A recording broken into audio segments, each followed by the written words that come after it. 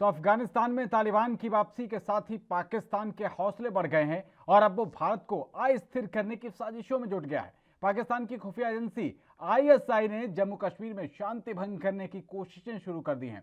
भारतीय खुफिया एजेंसियों के मुताबिक आईएसआई इस्लामिक स्टेट खुरासान के कैडर को पाकिस्तान ऑक्युपाइड कश्मीर यानी कि पीओके में भेज रही है।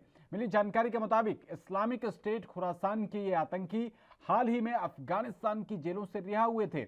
जेलों से रिहा होने के बाद ये आतंकी पाकिस्तान लौट आए थे और एक रिपोर्ट के मुताबिक अब पाकिस्तानी खुफिया एजेंसी आईएसआई ने इन आतंकियों को जम्मू कश्मीर में अपने एजेंडे को अंजाम देने का निर्देश दिया है। सूत्रों के मुताबिक कश्मीर में सुरक्षा एजेंसियों ने इस्लामिक स्टेट खुरासान के कमांडर मुनसीब की आवाजाही को ट्रैक किया है। वहीं सूत्रों के हवाले से जानकारी के मुताबिक हाल ही में केरल के लगभग 25 युवा अफगानिस्तान गए थे जो इस्लामिक स्टेट खुरासान के कैडर में शामिल भी हुए। अब खुफिया एजेंसियों को जो इनपुट मिले हैं वे बेहद चौंकाने वाले हैं। रिपोर्ट के मुताबिक पाकिस्तानी खुफिया एजेंसी आईएसआई केरल के इन कट्टरपंथी युवाओं का इस्तेमाल भारत में हमलों को अंजाम देने के लिए योजना बना रही है।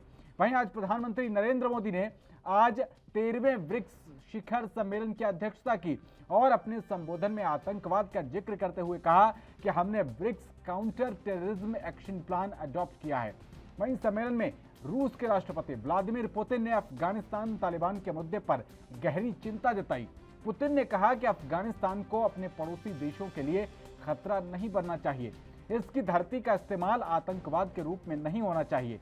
उन्होंने कहा कि अब तक स्पष्ट नहीं हो पाया है कि तालिबान के सत्तासीन होने से वैश्विक और क्षेत्रीय सुरक्षा पर कैसा असर पड़ेगा।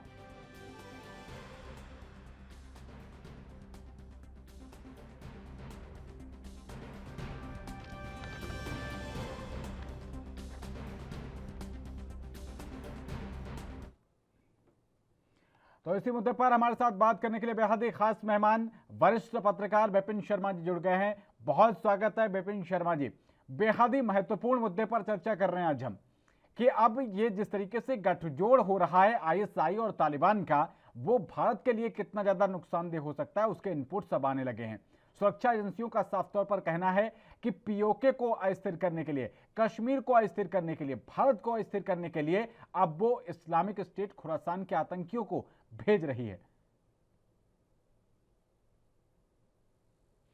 ये आप समझें कि पाकिस्तान हाथ पे हाथ धर के बैठेगा, क्योंकि पाकिस्तान मौके की तलाश में था कि यहाँ पर कब तख्ता पलटे, अफगानिस्तान में कब तालिबान अपनी हुकूमत सत्ता पे काबिज हो, और वही हुआ। और यहाँ पर इतने वर्षों, इतने आपने देखा, इतिहास गवाह है यहाँ पर इतने सालों से यहाँ पर कि हमारा हिंदुस्तान का सबसे बड़ा दुश्मन नंबर 1 चीन रहा है, जो हमेशा प्रॉक्सी युद्ध करता आया है। प्रॉक्सी रणनीति के तहत उसने हिंदुस्तान को नुकसान पहुंचाया है। और यहाँ पर आप पाकिस्तान की बात करें, उनको कैसे उन्होंने फंडिंग दी, टेरर फंडिंग करवाई और यहाँ पर घुसपैठिए घुसाए, ये कहना कि उसके पीछे चीन नहीं है तो बिल्कुल सरासर गलत होगा, क्योंकि चीन के मंसूबे हमेशा नापाक रहे हैं और पाकिस्तान के साथ मिलकर उन्होंने हिंदुस्तान पे, चाहे आप एलएसी की बात करें, एलओसी पे बात करें, दोनों जगह यहाँ पर हिंदुस्तान के सामने चुनौती पेश करी है। और यहाँ पर कश्मीर में देखें आप, इतने वर्षों से धरती का स्वर्ग कहलाने वाला कश्मीर, वो धरती का नर्क बना हुआ था। मिलिटेंसी ने हाल बद से बदतर करे हुए थे, कश्मीर का युवा गुमराह हो गया था। उसके पीछे भी पाकिस्तान और चीन का हाथ था यहाँ पर, कि वो कैसे आग में घी डालने का काम कर रहे थे, हमारे युवाओं को गुमराह कर रहे थे। और यहाँ पर कैसे, और वो आप देखिए कि उनके माँ बाप पे क्या गुजरती होगी, जो वहाँ का युवा था कश्मीर का, कि वहाँ पर जब उनको अपनी फौज, ये बोला गया कि आपकी फौज ही आपकी दुश्मन है, और यहाँ पर उनके माँ बाप पे क्या गुजरी होगी कि जब उनके बच्चे गुमराह हुए, उनके जब खिलाफ कार्रवाई हुई, तो उसके पीछे बहुत आसान होता है किसी को गुमराह करना, कि आपने इंस्टिगेट कर दिया, और उसके पीछे जो उनके जो मास्टरमाइंड्स थे, जो पाकिस्तान बैठे थे, चीन बैठे थे, और जैसे उन्होंने जितनी आतंकवाद की, जो अलकायदा की बात करें, लश्कर ए तैयबा की बात करें, जितने ये इनके जितनी संस्थाएं हैं, तो उनको कैसे इन्होंने शह दी है, इनको टेरर फंडिंग करवाई। और ये तो देखिए किसी से छुपा नहीं है यहाँ पर। अब तालिबान जब आ गए हैं तो साथ में इनकी तिगड़म जो है वो क्या गुल खिलाती है, उसके लिए हिंदुस्तान को बिल्कुल मुस्तैद रहना चाहिए इस समय, और कूटनीति में बदलाव लाने की आवश्यकता है। ये कहना कि हम लोग इंगेज नहीं करेंगे, ये इसमें कोई दो राय नहीं है कि तालिबान की क्या मंशा है, उनकी क्या मानसिकता है कि वो महिलाओं के भी खिलाफ है। वो तो इंसानियत के दुश्मन है, मानवता के दुश्मन है, लेकिन फिर भी दुश्मन को साथ में आपको उनको इंगेज करना पड़ेगा। ये कहना कि आप दरवाजे बंद कर दें, हमारा जब एक तरफ हम ये मानते हैं, स्वीकार करते हैं कि चीन हमारा सबसे बड़ा दुश्मन है, दुश्मन नंबर 1 है, उसके बाद भी हमने कितने दौर की वार्ता करी, कॉर्पोरेट कमांडर लेवल पर, मिलिट्री लेवल पर, डिप्लोमेटिक लेवल पर, हम लोग आज भी चीन के साथ बातचीत कर रहे हैं, ये भली भांति जानते हुए कि चीन पे आप कभी भरोसा नहीं कर सकते, ये दुश्मन हमारा जो है भरोसे लायक ही नहीं है, लेकिन उसके बावजूद भी हम लोग कर रहे हैं। तो ऐसी स्थिति में जब आपको पता है कि बार बार आपको इंटेलिजेंस की खबरें भी आ रही है, इनपुट्स आपको मिल रहे हैं कि वो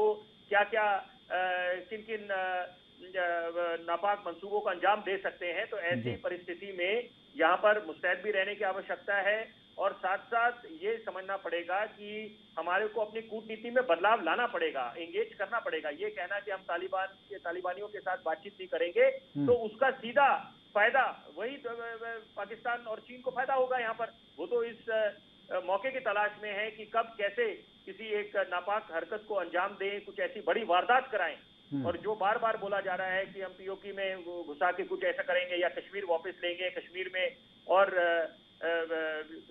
नापाक हरकतों को अंजाम देंगे, तो वो ऐसी नौबत पहले आए, इससे पहले कि पानी सर के ऊपर जाए।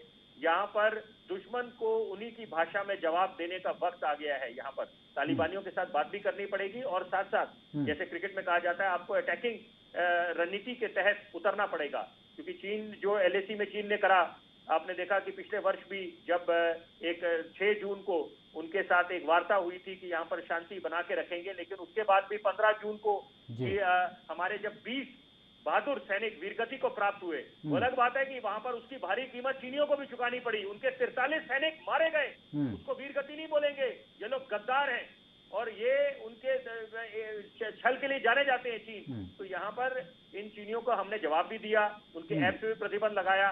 तो वही हमने अपनी कूटनीति के तहत इन अपने दुश्मनों पे हमारे को सचेत रहने की आवश्यकता है, और मजबूती से इनका डट के सामना करने का वक्त है। और हर एक देशवासी का भी इस समय दायित्व बनता है कि हम लोग डट के अपनी फौज के साथ, क्योंकि ये राष्ट्र हित का मुद्दा है यहाँ पर, इसमें हमारा दायित्व बनता है हर एक देशवासी का। हम लोग अपनी फौज का मनोबल 7वें आसमान पर रखें। ये कहना कि सिर्फ फौज करेगी, तो फौज भी सोचेगी कि हम लोग लड़ किसके लिए रहे हैं। हमारे यहाँ ही पर ही अंतरकलह मची हुई है देश के अंदर। अगर हम लोग यहाँ पर देख रहे हैं कि कुछ लोग बात करते हैं कि नहीं, पाकिस्तानियों को बुलाइए, या वो जो चीनियों का समर्थन करे, अपने बयानवीर जो जिस तरह के बयानबाजी कर जाते हैं, ये सब बातें बड़े दुर्भाग्यपूर्ण है यहाँ पर। और यहाँ पर ये वक्त है कि हम लोग कैसे अपने बहादुर सैनिकों का भी मनोबल ऊपर रखें, और कुछ मामले जो राष्ट्र हित के होते हैं वहां पर एक स्वर में स्वर मिलाएं। विपिन शर्मा जी, एक चीज और जो आपने कहा कि देशवासियों को भी सुर में सुर मिलाने की जरूरत है। केरल से 25 युवा बताए जा रहे हैं कि वो वहां पहुंचे थे और बाकायदा उन्होंने तालिबान की सदस्यता ली, और तालिबान के जो जिस तरीके के काम रहे उनमें वो इन्वॉल्व रहे। अब बताया जा रहा है कि वो पाकिस्तान पहुंच रहे हैं, और पाकिस्तान से अब उनको उनकी कट्टरपंथी विचारधारा की वजह से उनको कश्मीर में डिप्लॉय कर सकती है आईएसआई पीओके के रास्ते। ये कितनी बड़ी चुनौती है? वही बात है कि आपको दुश्मन को हल्के में नहीं लेना चाहिए। Never under estimate your enemy, ये पुरानी कहावत है। तो और इस पे अगर हम लोग जान के भी अनजान बन जाएंगे तो इसके लिए हम लोग खुद जिम्मेदार होंगे। तो यहाँ पर इस वक्त जब आपको दिख रहा है कि तालिबान सत्ता पे काबिज हो गई है यहाँ पर, और उनकी क्या मानसिकता है, और साथ में इस समय पाकिस्तान और चीन डट के उनका समर्थन कर रहे हैं यहाँ पर, साथ में ईरान भी खड़ा है। और तो यहाँ पर जब ऐसी स्थिति बन चुकी है सामने, तो यहाँ पर समझदार को इशारा काफी है कि अब हम लोगों को अपनी हमारे साथ राजनीतिक विश्लेषक आरबी उपाध्याय जी जुड़ गए हैं। बहुत स्वागत है आरबी उपाध्याय जी आपका भी। विपिन शर्मा हमारे साथ लगातार जुड़े हुए हैं। तो आरबी उपाध्याय जी, आज ये जो बात हुई है ब्रिक्स सम्मेलन में, भारत और रूस दो देशों को छोड़ के बाकी और किसी भी देश ने आतंकवाद के मुद्दे पर बात करना भी मुनासिब नहीं समझा। ये आप कितना बड़ा परिवर्तन समझ रहे हैं? देखिए, परिवर्तन तो उसी दिन नजर आ गया था पांडे जी, जब अमेरिका तालिबान को सत्ता सौंप कर या उसके साथ एक समझौता करके और अफगानिस्तान से निकल गया। समझ में आ रहा था कि कुछ न कुछ चीज पक्की है। जो भारत की चिंताएं थी, भारत एक स्टेक होल्डर होना चाहिए था, बातचीत में अमेरिका को शामिल करना चाहिए था, वो नहीं किया गया। दुआ में या दूसरी जगह जो भी बातचीत हुई, वहां पाकिस्तान को तो इन्वॉल्व किया गया हो, लेकिन अमेरिका ने जरूरी नहीं समझा कि भारत को भी उसमें शामिल किया जाए। तो भारत अपनी चिंताएं या अपने सुझाव दे सकते। और जिस तरीके से तालिबान के हौसले बुलंद हैं और आईएसआई का बरदस्त प्राप्त है, और मैं तो कहूंगा कि आईएसआई और तालिबान का एक गठजोड़ जो बना है, बहुत सारे आतंकी गुट पाकिस्तान में पहले भी काम कर रहे हैं और आज भी हैं। उसके बाद तालिबान का जो आईएसआई के साथ मिलकर, आप देखेंगे पंजशीर में पाकिस्तान ने डायरेक्ट इन्वॉल्व हुआ, वहां पर जाके जी जो पंजशीर के लड़ाके थे उनके ऊपर हवाई हमला किया, बम बरसाए, और वहां की सेना तालिबान के साथ पंजशीर के लड़ाकों से लड़ रही है।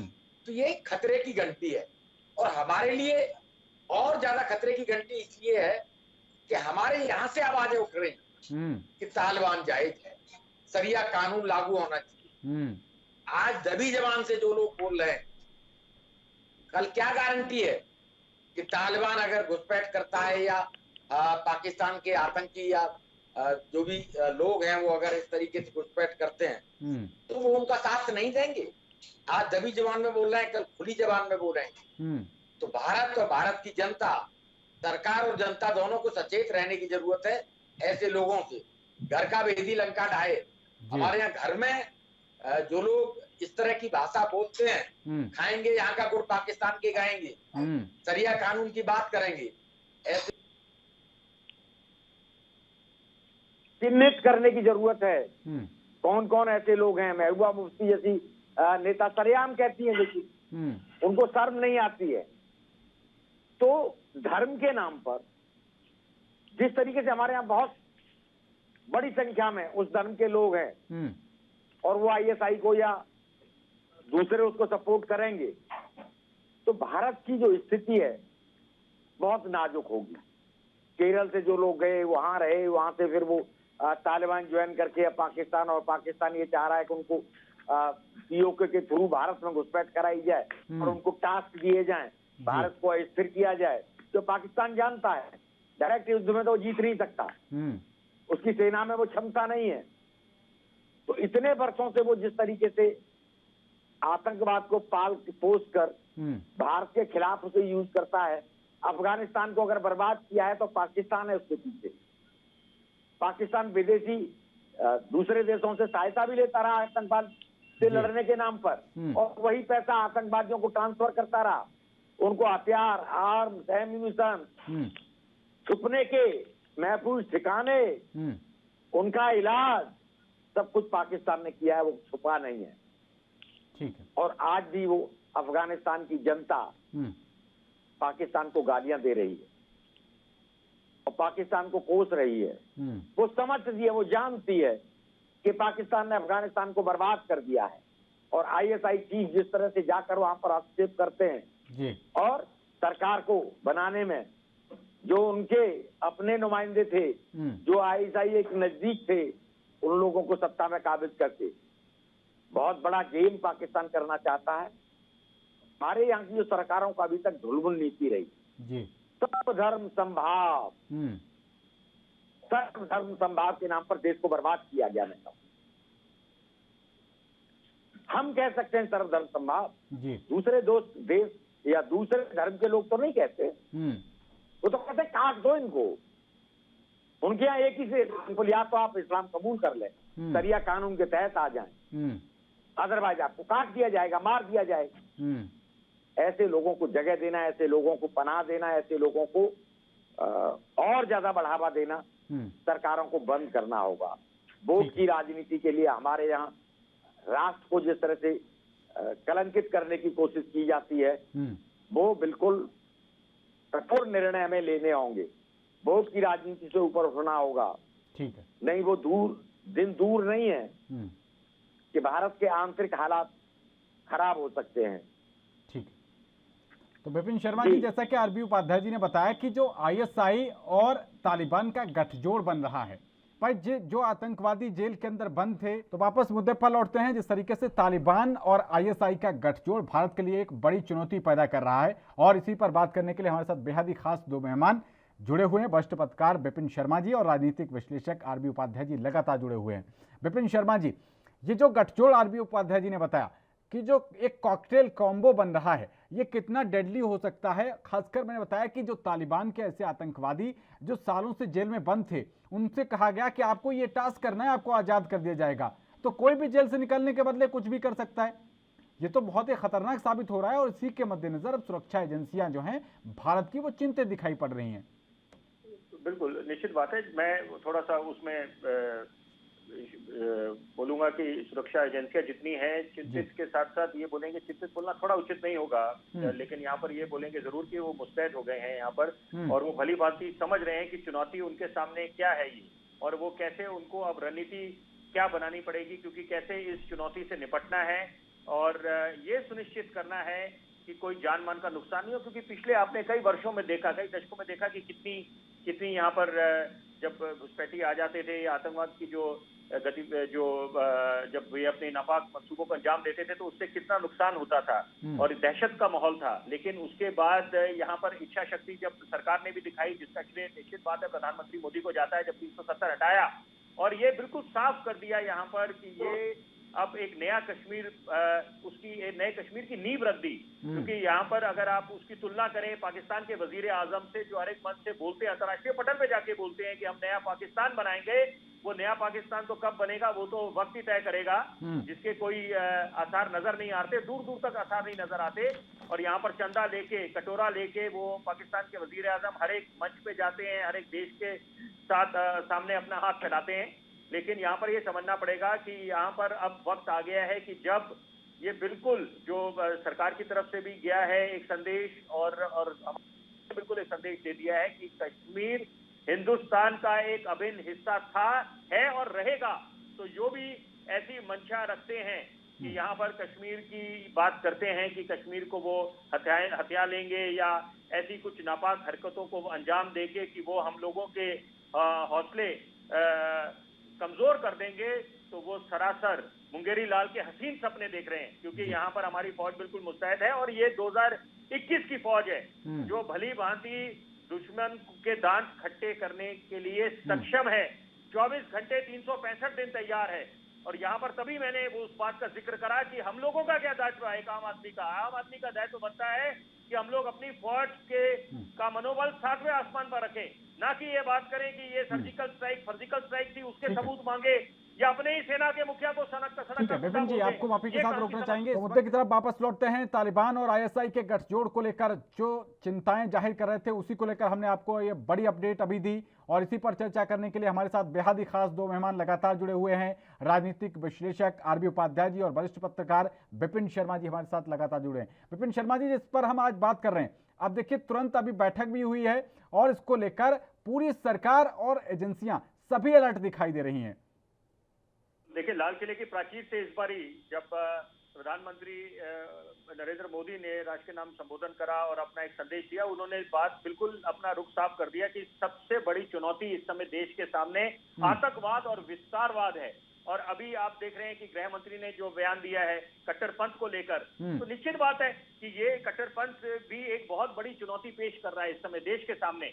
यहाँ पर उससे निपटने के लिए रणनीति बनानी पड़ेगी और मुस्तैद रहना पड़ेगा, क्योंकि आप दुश्मन को हल्के में लेना अपने आप उसके लिए हम लोग जिम्मेदार होंगे। यहाँ पर वक्त आ गया है कि जब पुख्ता कदम भी उठाने पड़ेंगे, और ये यहाँ पर बिल्कुल यहाँ पर कड़ी कार्रवाई होनी चाहिए कि जहाँ भी आप देखते हैं कि कुछ, जैसे पहले बात करी कि पोटा था, उसके बाद टाडा, उसके बाद आपने यूएपी ये देखा, तो यहाँ पर विरोध में कई लोग आ जाते हैं समर्थन के लिए कि ये देखिए सरकार का क्या रुख है इस समय, सरकार इतने कड़े कदम क्यों उठा रही है। क्योंकि अगर सरकार कड़े कदम नहीं उठाती तो वहां पर भी राजनीति शुरू हो जाएगी, बोलेंगे देखिए सरकार कितनी निकम्मी है, यहाँ पर सरकार ने समय रहते कदम नहीं उठाए। तो यहाँ पर ये बात समझनी पड़ेगी कि विपक्ष का काम है विरोध करना, सरकार की खामियां उजागर करना, लेकिन कुछ मामले जो राष्ट्र हित के साथ जुड़े होते हैं, जहां पर राष्ट्र का हित का मुद्दा होता है, वहां पर एक स्वर में स्वर मिलाना चाहिए। उसमें कोई किसी का कद नीचे या ऊपर नहीं हो जाता, वहां पर जनता को भी एक अच्छा संदेश जाता है कि देखिए कितनी खूबसूरत बात है कि यहाँ पर सत्ता पक्ष और विपक्ष एक मंच पे खड़े हैं और यही नई सुबह का आगाज होता है, यही एक अच्छा संदेश जाता है अंतर्राष्ट्रीय पटल पे भी। तो वो वक्त आ गया है कि जब ऐसी चुनौती यहाँ पर तालिबान पेश कर रहा है, जितने आतंकवाद इनके बंद थे जेलों में, उनको अब अगर खुला छोड़ दिया है तो खुद समझ सकते हैं हम लोग कि उसके क्या मायने हैं, उससे क्या खतरा हम लोगों के लिए पेश हो सकता है, कैसे वो लोग क्या क्या नापाक मंसूबों को अंजाम दे सकते हैं। तो ऐसी स्थिति में यहाँ पर सचेत रहने की आवश्यकता है। और साथ में आपने देखा कि ड्रोन अटैक कैसे हैं, ड्रोन जो है, ड्रोन के हमले कितनी बड़ी चुनौती पेश कर रहे हैं। तो यहाँ पर सब चीजों से निपटने के लिए यहाँ पर हम लोगों को मुस्तैद भी रहना है और साथ में जैसे कहावत है, action speak louder than words, कि यहाँ पर करने का वक्त है। हमने बिल्कुल अपने दुश्मन को क्या संदेश दिया था, पाकिस्तान को ही नहीं, वो चीन को भी संदेश दिया था जब बालाकोट की एयर हमला, हमने हवाई हमला करा था, एयर स्ट्राइक्स करे थे, तो वो बिल्कुल यहाँ पर बिल्कुल दुश्मन समझ गए और समझने वाले समझ गए, जो ना समझे वो अनाड़ी है। और जान के भी अनजान बनने वाले के लिए क्या बोला जाए। तो यहाँ पर जब तालिबानियों ने अपना सत्ता पे काबिज हो गए हैं, ये वक्त आ गया है कि यहाँ पर अंतर्राष्ट्रीय पटल पे हिंदुस्तान बिल्कुल बड़े बड़े मुल्कों के साथ हाथ मिलाए, उनको एक मंच पे लेके आए। क्योंकि कोरोना काल के बाद भी देखा हमने पिछले वर्ष कि यहाँ पर आवाजें उठ रही थी कि चीन के खिलाफ कार्रवाई होगी और कि ये लोगों को समझ आ गया था कि ये वुहान शहर से जब ये वायरस निकला है तो उसके पीछे भी चीन की क्या साजिश थी, उसको बेनकाब करना चाहिए था कि चीन अपना बोलबाला जमाना चाहता था। उसके बाद भी आपने देखा WHO पर और इंटरपोल पे ये कब्जा जमाना चाहते हैं चीन। तो यहाँ पर ऐसी जब नौबत आ गई है तो यहाँ पर भारत को अब कुछ अपनी इच्छा शक्ति दिखानी पड़ेगी, कुछ ऐसे कदम उठाने पड़ेंगे कि ताकि जिससे बड़े बड़े मुल्क हिंदुस्तान का लोहा माने। लौटते हैं आपके पास आरबी उपाध्याय जी। हम अभी डिस्कस ही कर रहे थे कि एक बड़ी बैठक हुई है और इसको लेकर तमाम सुरक्षा एजेंसियां जो है वो भी अलर्ट पर हैं, सरकार भी अलर्ट पर है, NSA और तमाम CRPF के जो DG हैं सारे हर कोई अलर्ट पर है। और जिस तरीके से अभी 2 हफ्ते पहले की ही बात है, अभी POK में नया राष्ट्रपति जो है वो बदला गया है। मुखौटा हालांकि वो पाकिस्तान का रहता है और भारत की तरफ से साफ तौर पर उसको नामंजूर भी किया गया है कि पाकिस्तान ने उसको ऑक्युपाई कर रखा है, पाकिस्तान वहां पर जो चुनाव करा रहा है वो अवैध है और पाकिस्तान को ये खाली करना चाहिए। इस बीच अमित शाह का ये बयान आना कि कट्टरपंथ बढ़ रहा है अफगानिस्तान की घटना के बाद, वहां पर तालिबान की सत्ता का जो है एक तरीके से सत्तासीन होने के बाद, ये कितनी बड़ी चुनौती आप मान रहे हैं और उसको लेकर आप भारत की तरफ से क्या दृष्टिकोण सामने आएगा? चुनौती भारत के सामने है। बॉर्डर तो बॉर्डर, आंतरिक सुरक्षा को भी मजबूत करना हमारे लिए निहायत जरूरी जी। आप देखेंगे तालिबान जब से अफगानिस्तान पर काबिज हुआ है तो आतंकियों के हौसले बुलंद हैं और वो ये सोचते हैं जिस तरह से हमने अभी अमेरिका को हराया है अफगानिस्तान में, तो भारत क्या चीज है। जिस तरह से अफगानिस्तान पर कब्जा किया है तो जम्मू कश्मीर और भारत को तो हम कभी भी कब्जा कर सकते हैं जी। तो ये जो भ्रम तोड़ने के लिए सरकार को सख्ती से पेश आना होगा। देखिए केरल के 25 गए हैं जो ऑन रिकॉर्ड हैं जी। यहाँ ज्यादातर जो मुस्लिम कम्युनिटी है तो मुस्लिम कम्युनिटी में बहुत सारे लोग हैं जो उस विचारधारा को फॉलो करते हैं और कहीं ना कहीं वो खुश होते हैं जब शरिया कानून की बात आती है। उसमें हमारे यहाँ से तमाम बुद्धिजीवी के नाम पर चाहे वो मुनव्वर राणा हुए या फिर शफीकुर रहमान बर्क, वो तो सांसद होते हुए उन्होंने तालिबान को लेकर किस तरीके के उनके बयान सामने आए। आरबी उपाध्याय जी आप जानते ही हैं कि ये लोग आस्तीन के सांप हैं, इन लोगों से सजग रहने की जरूरत है और सरकार को चीन से सीखना होगा। चीन ने जिस तरीके से उइगर मुसलमानों को कंट्रोल किया है तो भारत को आज नहीं कल ये करना होगा, ऐसे लोगों को कंट्रोल करना होगा। ये लोग फिर मानव अधिकार और जिन अधिकारों की दुहाई देते हैं तो मानव अधिकार क्या एक समुदाय विशेष के लिए होते हैं? कश्मीरी पंडितों के क्या अधिकार नहीं थे? उनके साथ आपने अन्याय किया, वहां से विस्थापित है। और मुझे बड़ा ताज्जुब होता है किस बात की सरकारें हैं कि कश्मीरी पंडितों को आज तक अपने ही देश में शरणार्थी हैं और कोई न्याय नहीं दे पाया। अगर समय रहते सख्ती की जाती और कश्मीरी पंडितों को वहां बसाया होता तो जो हौसले बुलंद हैं आतंकवादियों के, वो हौसले बुलंद नहीं होते। दूसरी तरफ पाकिस्तान की बात करते हैं, पाकिस्तान नया पाकिस्तान बनेगा, वो दिन दूर नहीं है। मैं कहता हूं, आज आप चैनल से दर्शक भी सुन रहे होंगे जी। वो पाकिस्तान जो होगा वो तालिबान का पाकिस्तान होगा। तालिबान पाकिस्तान पर कब्जा करेगा, बहुत जल्दी कब्जा करेगा। और वहां बहुत सारे अफगानिस्तानी लोग मौजूद हैं, क्वेटा में तो बहुतायत में लोग हैं, और वो लोग हैं जो अफगानिस्तान जी आपको रोकना चाहेंगे इस वक्त, तो यहां पर रुक रहे हैं बहुत छोटे से ब्रेक के लिए। चर्चा लगातार जारी है, बने रहिए एनबी न्यूज के साथ।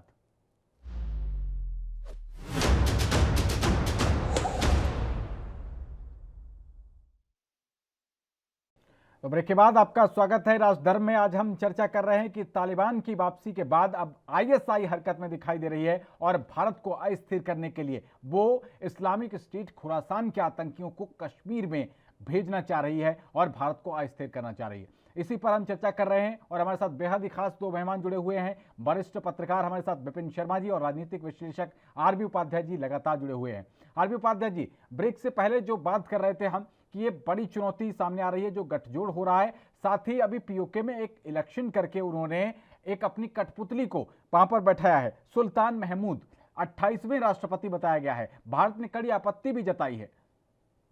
देखिए,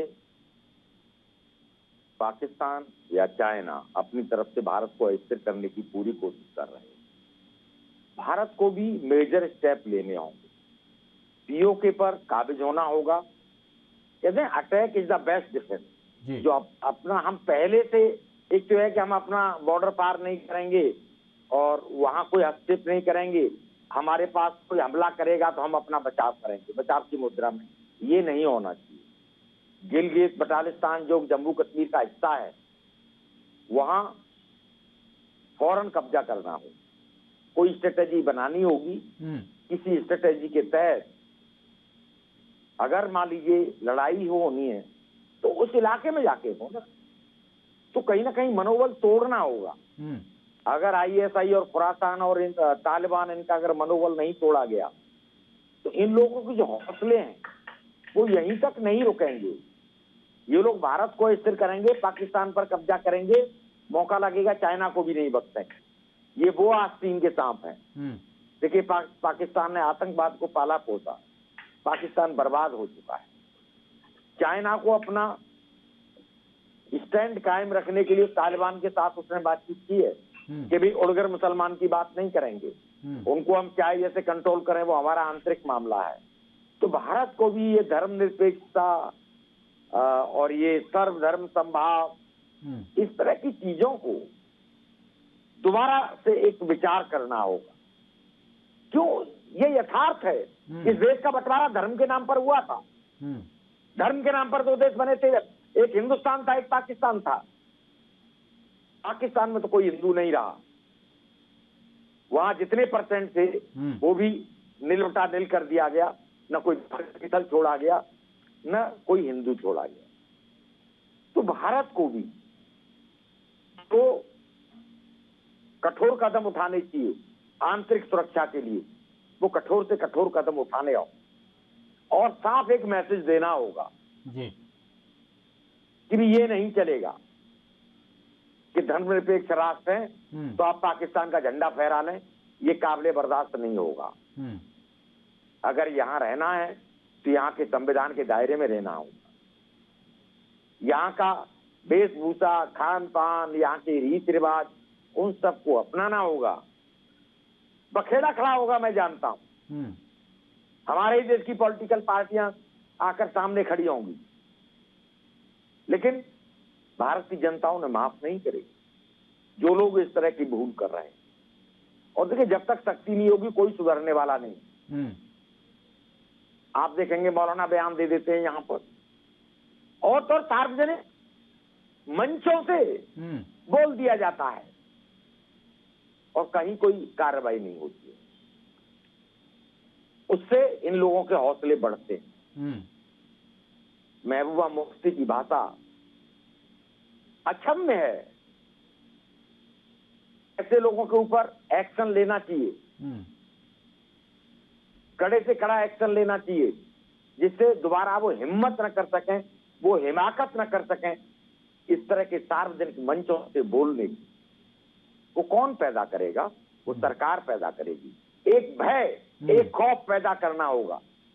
दुनिया कुछ भी कहे, ये देश का आंतरिक मामला है कि देश के अंदर देशद्रोह या देशद्रोहियों को बर्दाश्त नहीं किया जाए। हमारे जाकिर नाइक जैसे लोग रहते हैं और एक लंबे समय तक वो अपने मिशन में कामयाब रहते हैं। तो सरकार के साथ साथ जनता को भी सचेत रहना होगा। देखिए, हर जगह आईबी, सीबीआई या सूचना तंत्र नहीं हो सकता। हम लोग अपने आंख कान खुले रखें और जो भी ऐसे लोग हैं उनको चिन्हित करें, सरकार के संज्ञान में लाएं और सरकार कोई ढुलमुल नीति ना अपनाए। फौरन एक्शन लेना चाहिए ऐसे लोगों पर। मुनव्वर राणा जैसे लोग जिनको भारत ने सर आंखों पर बिठाया, ये वो लोग हैं जब धर्म के नाम पर बंटवारा हुआ इसी भारत के लोगों ने गले लगाया। ऐसे लोगों को जब ऐसी भाषा बोलते हुए देखता हूं तो मुझे लगता है कि बहुत बड़ी चूक हुई। जिस बार धर्म के नाम पर बंटवारा हो गया तो धर्म के नाम पर भेज देना चाहिए। तो ये बंटवारा हो गया है, ये हमारा घर है, वो तुम्हारा घर है, आप अपने घर जाइए, हम अपने घर हैं। शायद अच्छा होता।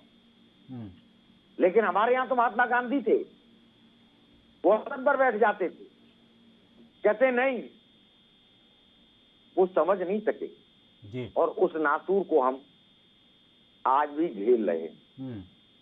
नहीं, आंतरिक सुरक्षा हमारी मजबूत हो सकती है अगर ये लोग राष्ट्रभक्त हो जाएं, ठीक है, राष्ट्र की मुख्य धारा में आ जाएं। अब बोलिए, हमारे देश में रह के और हमारे ही राष्ट्र के खिलाफ बोल रहे हैं, कैसी विडंबना है।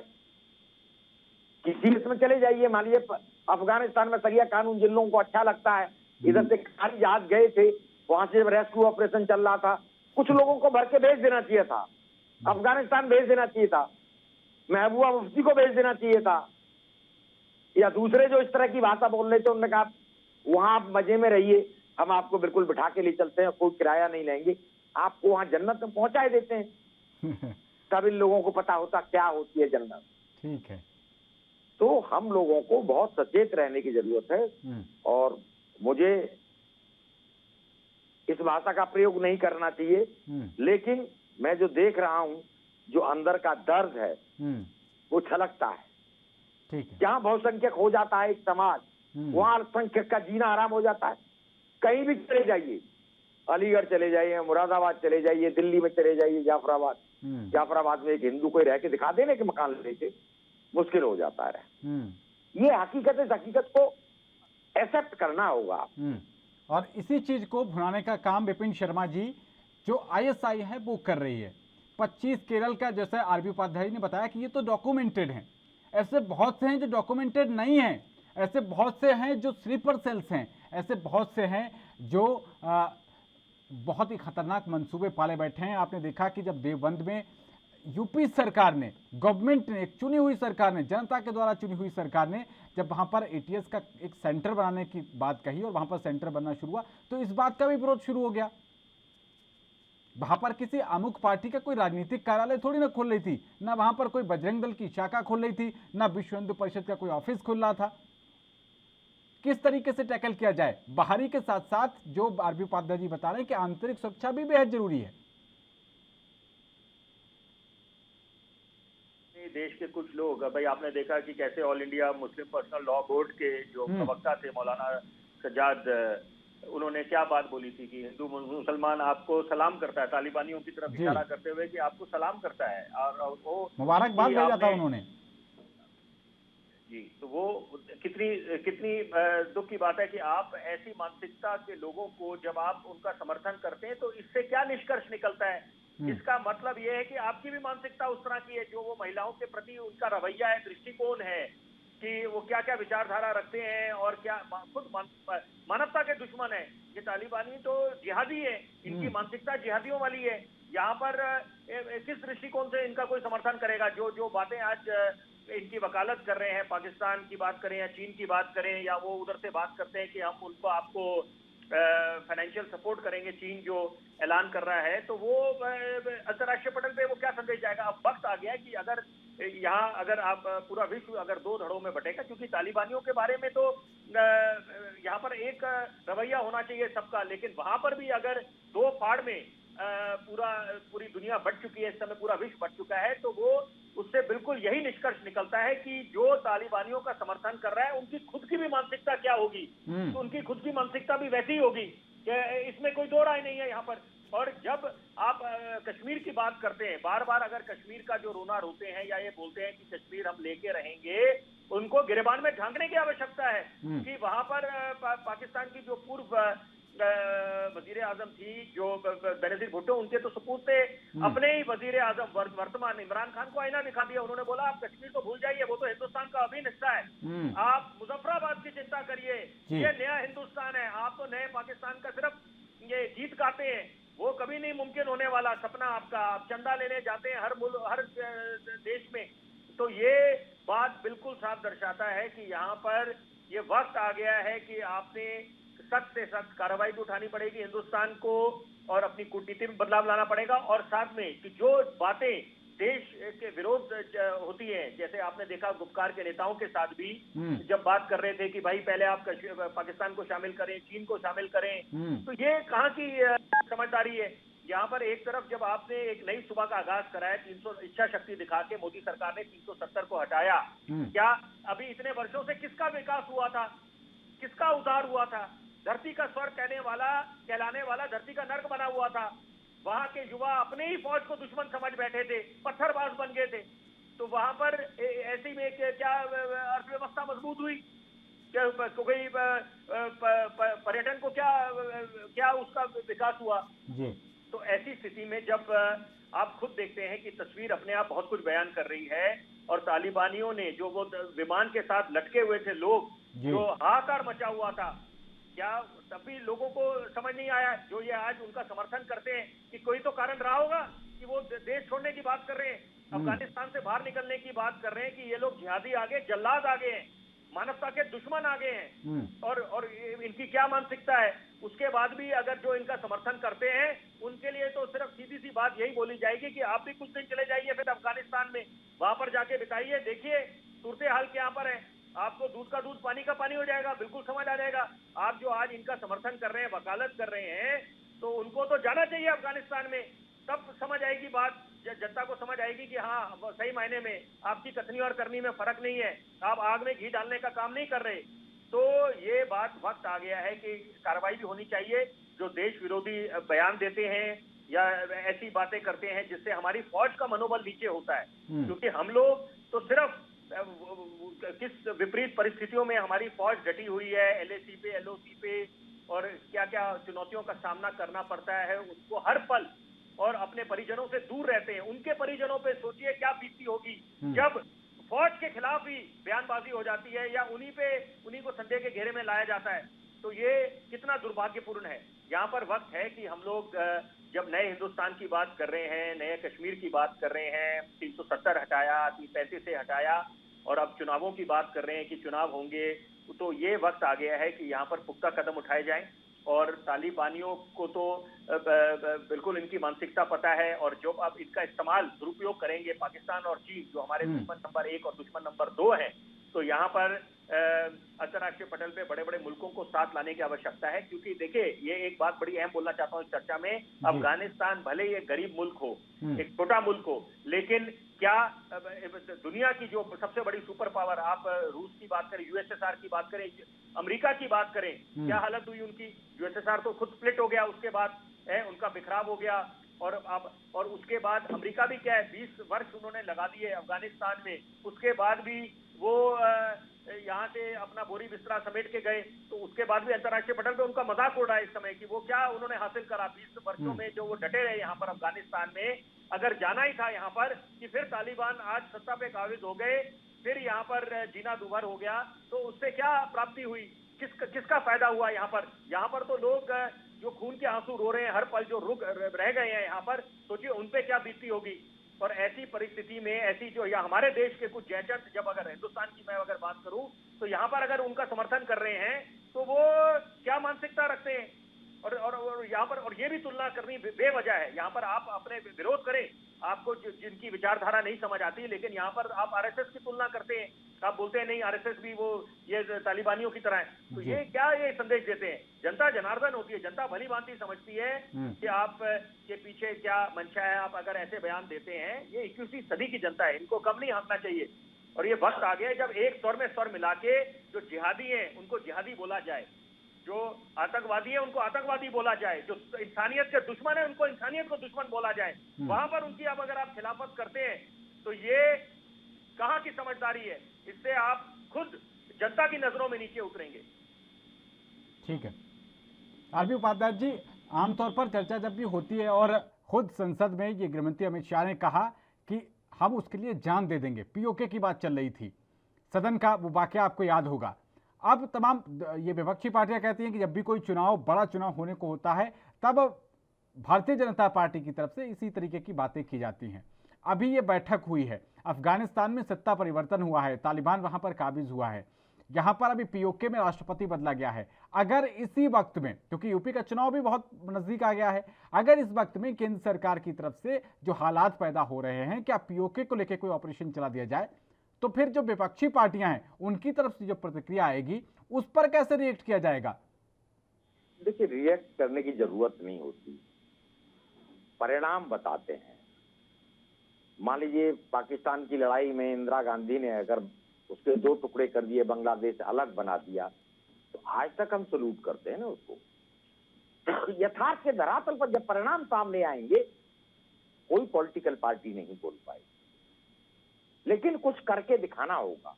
खाली बातों से कहते हैं ना पेट नहीं भरता है, भूखा पेट रोटी मांगता है, बीमार दवा मांगता है, बेरोजगार रोजगार मांगता है।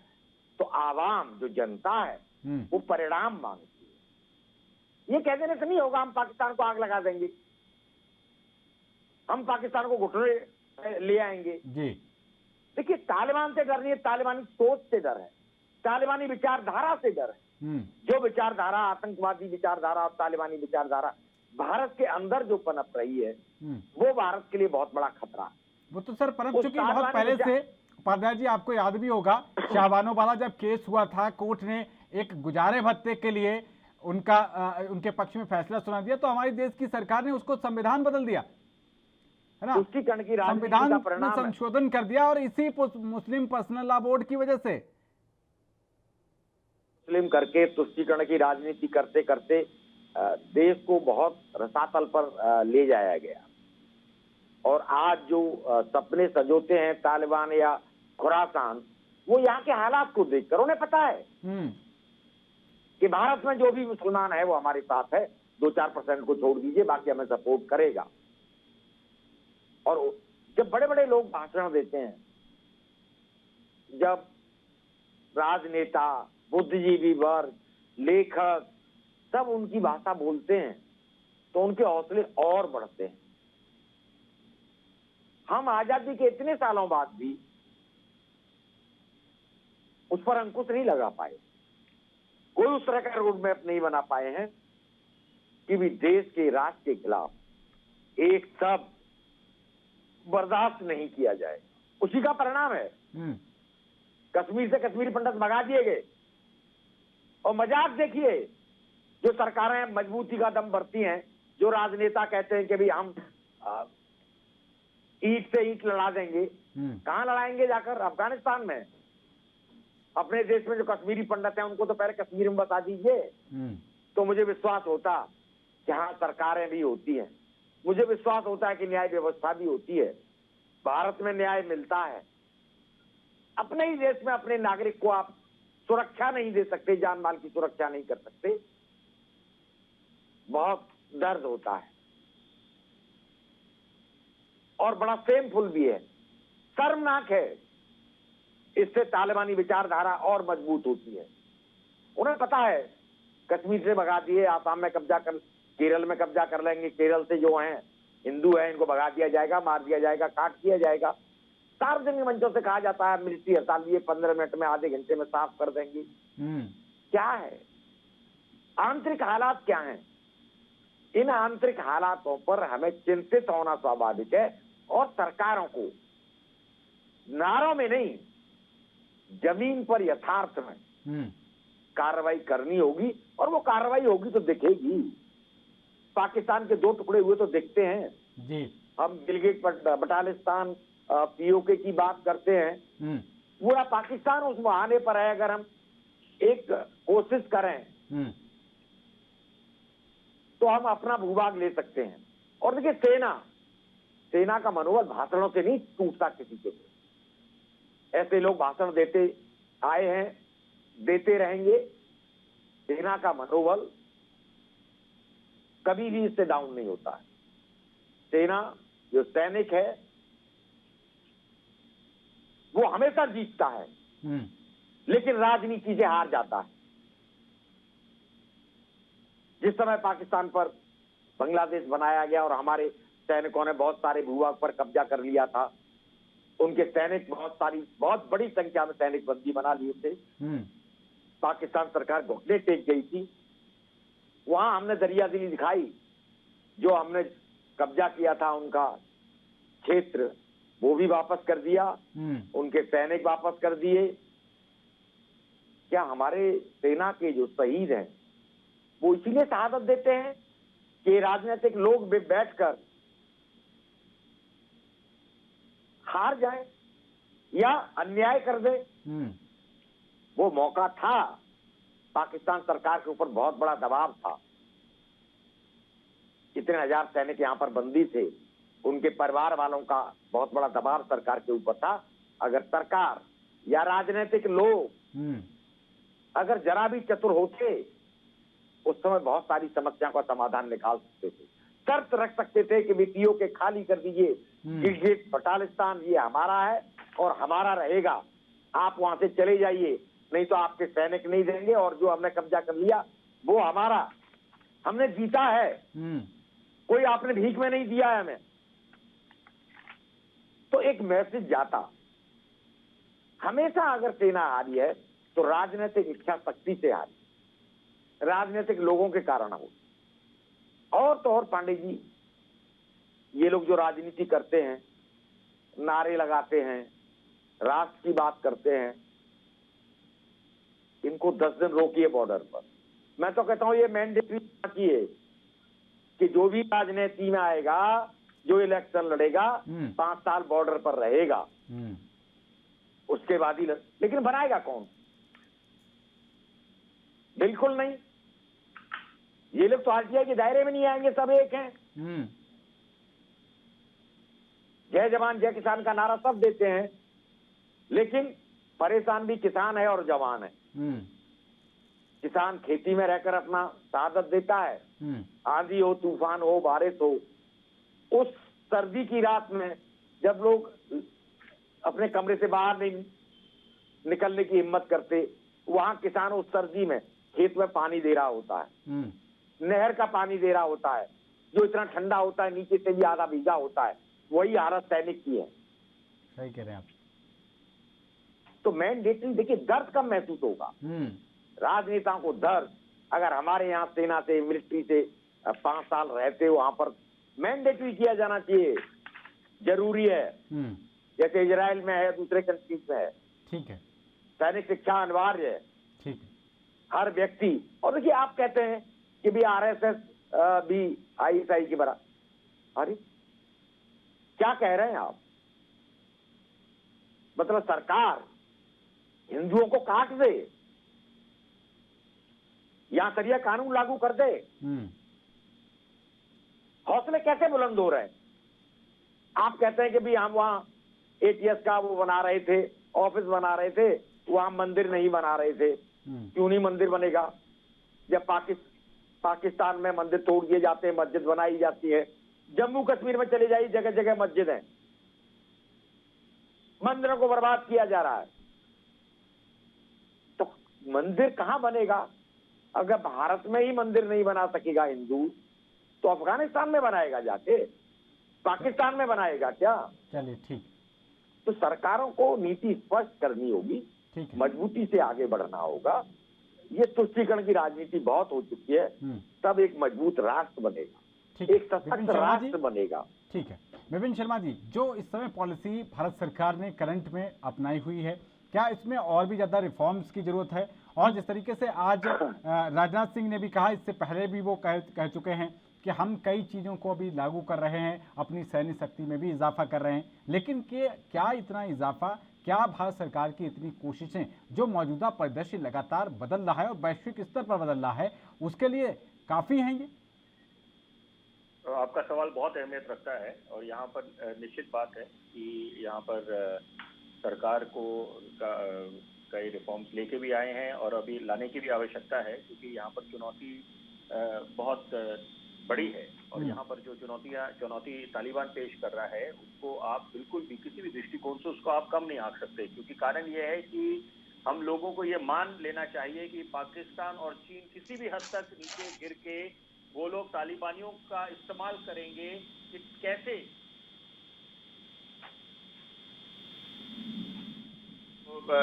जिन जगहों पे एक जिन्हें सेंसिटिव पोजीशंस कहा जाता है कि वहां पर कैसे अस्थिर करने की कोशिश करेंगे। तो यहाँ पर पहले भी आपने देखा है कि LAC में जो स्टेटस को था उसको ऑल्टर किसने करा, उसको चीनियों ने करा यहाँ पर, और उसके बाद कैसे एस्केलेट हुआ मामला, उसके बाद कैसे फिर वो बातचीत जब होती थी कॉर्पोरेट कमांडर लेवल पे उसको डी-एस्केलेशन की बात करते थे, और उसके बाद भी बहुत कुछ हुआ यहाँ पर कि 15 जून को कैसे हमारे 20 सैनिक वीरगति को प्राप्त हुए, वो अलग बात है, 43 सैनिक चीनियों के भी मारे गए। लेकिन यहाँ पर मुद्दा ये है कि जब आपने 370 हटा दिया और बार बार हर एक मंच से कहा जाता था कश्मीरियत, इंसानियत और जमहूरियत, तो कथनी और करनी में फर्क क्यों? कि जब गुपकार के नेताओं के साथ प्रधानमंत्री ने बैठक कर ली, उसके बाद में चीनियों और पाकिस्तान का क्या मतलब है? कश्मीर तो द्विपक्षीय मामला है।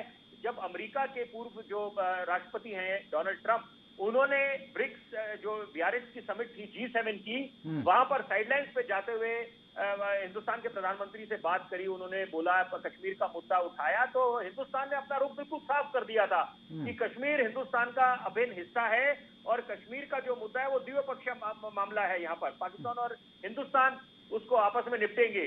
क्या आप लाहौर पैक्ट की बात करें, शिमला एग्रीमेंट की बात करें, उसके तहत हम लोग आपस में निपटेंगे, इसमें तीसरे किसी की दखल अंदाजी बर्दाश्त नहीं होगी। तो जब इतने बड़े शक्तिशाली देश के नेता, सबसे बड़े शक्तिशाली वो बात समझ गए, तो ये कौन से खेत की मूली है कि पाकिस्तान या चीनियों की बात करें? तो ये अब अपनी वो कोशिश पूरी करेंगे यहाँ पर कि कैसे हिंदुस्तान में अस्थिरता फैलाएं, यहाँ पर कैसे कैसे अपनी नापाक जो उनके मंसूबे उनको अंजाम दें, और यहाँ पर हमें भी सचेत रहने की आवश्यकता है। और साथ में अब लोगों को शायद समझ आएगा कि क्योंकि अभी उपाध्याय साहब ने बात बोली, जो बात बिल्कुल दुरुस्त है, जिसको करनी चाहिए, अवार्ड वापसी तो आप करने के लिए आ गए, और 2014 के बाद आपने ये ट्रेंड देखा खास तौर पे कि कैसे लोग आए, नाराजगियां दिखाते थे, बोलते थे इंटॉलरेंस की बात करते थे। कौन सी इंटॉलरेंस है? और सबसे बड़ी बात है कि अगर ये बात क्यों नहीं समझ आती कि अगर कोई भी वर्ग पूरे विश्व में अल्पसंख्यक की बात जो करते हैं, उसकी दुहाई देते हैं, अल्पसंख्यक अगर कहीं महफूज है, सुरक्षित है, तो वो हमारे महान देश हिंदुस्तान में है। आप बाहर जाके दिखाइए, चीन में जाके दिखाइए या किसी भी मुल्क में जाके दिखाइए कि यहाँ पर और नागरिक संशोधन कानून जो सरकार लेके आई, वो तो नागरिकता देने का कानून है। चलिए, बहुत शुक्रिया विपिन शर्मा और आरबी उपाध्याय जी, आप दोनों का एनबी न्यूज से जुड़ने के लिए। लेकिन सवाल अभी भी यही बरकरार है कि जो लगातार ISI के द्वारा कोशिशें की जा रही हैं, उस पर भारत सरकार की जो रणनीति है वो आगे जाकर किस तरीके से करवट लेगी, इस पर रहेगी एनबी की नजर।